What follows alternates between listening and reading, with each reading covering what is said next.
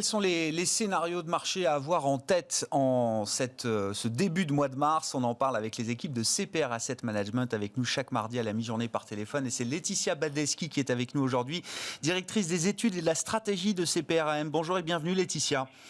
Bonjour Grégoire. Vous mettez tous les mois à jour vos scénarios de marché un peu tactiques, des scénarios qui ont une durée de vie de 3 mois, que vous avez mis à jour la semaine dernière, donc pour les 3 prochains mois. Intéressant de noter qu'il y a aujourd'hui 3 scénarios pour vous sur les marchés. Laetitia, un scénario central qui est celui d'une normalisation graduelle, on va dire une poursuite de ce qu'on connaît depuis quelques temps. C'est un scénario central auquel vous attachez une probabilité de 60%. Non, la nouveauté, c'est qu'à côté de ce scénario central, il y a un scénario qui est celui de l'emballement de l'inflation, l'emballement des marchés obligataires. Laetitia, qu'est-ce qui peut nous faire passer d'un scénario de normalisation graduelle à un scénario d'emballement, notamment sur les taux américains? Alors, effectivement, Grégoire, c'est la nouveauté. Nous avons introduit ce nouveau scénario alternatif à la fin de la semaine dernière.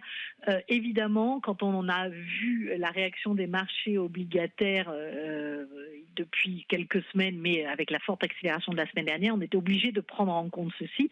Et puis, conformément aux chiffres publiés, où on se rend compte que l'économie américaine va plutôt mieux, même s'il reste, et la Fed le signale toujours, 10 millions d'emplois à pourvoir pour retrouver le niveau d'emploi précédent le début de la crise. On reste avec des bonnes données, et surtout quand on voit les données de consommation, de revenus, d'épargne des ménages américains, on ne peut que penser qu'il y a potentiellement un risque d'emballement, en tout cas d'une accélération de l'offre qui serait bien supérieure une accélération de la demande qui serait bien supérieure à l'accélération de l'offre, et donc pourrait créer des tensions inflationnistes dans cette économie américaine. Et c'est un peu ce qu'on essaie de montrer dans ce scénario-là, de prendre en compte ce risque-là. On a quelques déclencheurs, potentiellement, les discours sur la mise en œuvre d'une hausse du salaire minimum, sur l'essence aux États-Unis, chose qui ne s'est pas produite depuis des années. Tout ceci pourrait accélérer cette tension inflationniste. Et donc provoquer une hausse beaucoup plus violente que ce qu'on a pu voir encore des taux longs, puisque là, nous envisagions à 3 mois un niveau de taux long américain qui serait ramené vers 2%, donc une forte hausse à l'échelle des niveaux de taux actuels. Oui, c'est intéressant. Alors, ce qu'on a vu en fin de semaine dernière, notamment après les auditions de Jérôme Powell devant le Congrès, je crois que c'était sur la journée de jeudi, où on a vu effectivement des taux américains, des taux longs qui s'emballaient un petit peu. Si on a dans ces quelques heures de marché, si on a les prémices d'un scénario alternatif d'emballement, je rappelle encore une fois que c'est pas votre scénario central. Comment vous avez analysé cette séquence, Laetitia? Qu'est-ce qui a pu provoquer ces mouvements de marché, et comment est-ce que vous comprenez le discours de la Réserve fédérale américaine, qui n'a eu de cesse de nous répéter, en tout cas ces dernières heures et ces derniers jours, qu'elle n'était pas inquiète de la remontée des taux longs américains? Alors, c'est vrai qu'elle le répète à longueur de discours.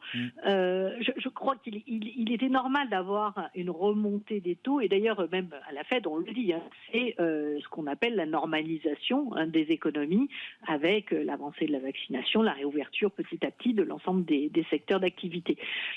Pour autant, les mouvements, vous savez comme moi, avec l'expérience que nous avons des marchés financiers, que les choses ne sont jamais linéaires, et qu'on a très souvent plutôt des marches d'escalier avec des marches un peu plus élevées par moment, et donc une réaction un petit peu violente de ces taux.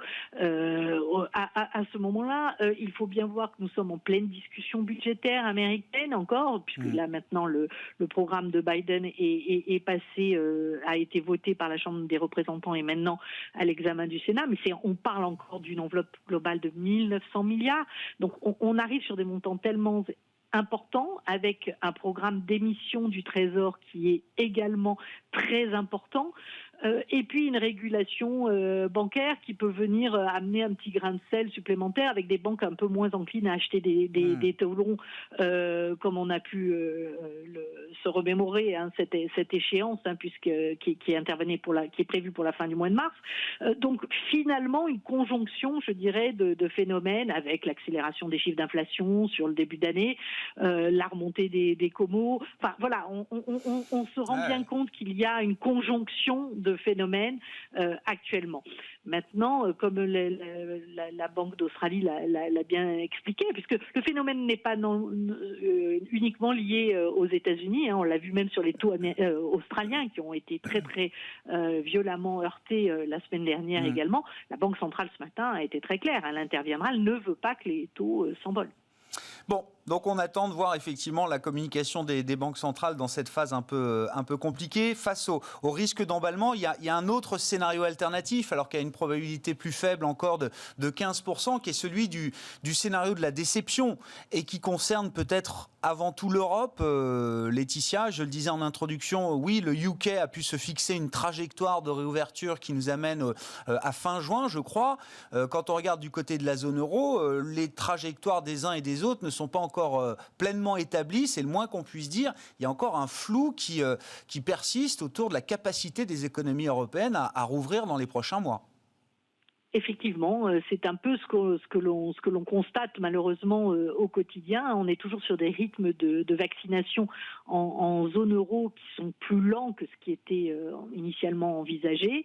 En tout cas, pour atteindre le degré de couverture qui est estimé autour de 50% de la population à l'été. Et donc, clairement, selon les programmes des différents gouvernements, on a plutôt l'impression que ce sera à la fin de l'été et non pas comme au Royaume-Uni au début d'été. Donc de fait, nous allons avoir une ouverture décalée de tout ce qui est services dépendant des interactions sociales. Donc je pense évidemment à la restauration, l'hôtellerie et tout ce qui touche à la culture. Donc tout ceci va retarder la dynamique de reprise en zone euro. Et effectivement, on n'est pas à l'abri d'un nouveau variant, on le voit bien, d'un nouveau coup d'arrêt s'il y a reconfinement dans certains pays. Et malheureusement, on en parle. Voilà, tout ceci peut retarder cette réouverture complète des économies. Et donc, dans ce cas-là, évidemment, c'est un scénario complètement inverse, avec des taux longs qui rebaisseraient et des actions des marchés actions qui retrouveraient les paniers plutôt de valeurs, ce qu'on a appelé stay at home, donc qui avaient été favorisés tout au long de la crise Covid. Bon, en termes de stratégie d'investissement, qu'est-ce que ça implique, Laetitia? Je rappelle quand même, on l'a peu évoqué, mais le scénario central, c'est l'idée d'une continuité de la normalisation graduelle. Tout se passe progressivement, y compris sur le front de la remontée des rendements obligataires. Ça, c'est le scénario auquel vous attachez 60% de probabilité. Je comprends quand même que c'est un scénario qui mérite des couvertures aujourd'hui, Laetitia? Effectivement, on voit bien qu'on est obligé de prendre en compte. On a que 60% de probabilité sur ce scénario central, donc il reste les deux scénarios de risque. Donc on est obligé d'évoluer de façon assez prudente, comme toujours. Maintenant, c'est un scénario dans lequel la rotation sectorielle se poursuit sur les marchés actions et donc permettre de quand même une exposition aux actions de la zone euro qui ont une composition sectorielle plus favorable, au Japon évidemment, et puis aussi aux pays émergents qui bénéficient de cette normalisation, je dirais, avec pour l'Amérique latine les prix des matières premières et la demande en matières premières, et puis l'Asie qui continue de bien performer tiré par un commerce international assez dynamique. Donc tout ceci nous permettrait d'être encore exposés sur les marchés actions via ce scénario, le cadre de ce scénario. Merci beaucoup Laetitia. Merci pour cette analyse et la présentation de ces scénarios de marché, je le rappelle, des scénarios tactiques qui sont réajustés tous les mois chez CPRAM, des scénarios de marché à 3 mois donc qui ont été mis à jour ces derniers jours. Merci beaucoup Laetitia Baldeschi qui est avec nous par téléphone, directrice des études et de la stratégie de CPR Asset Management.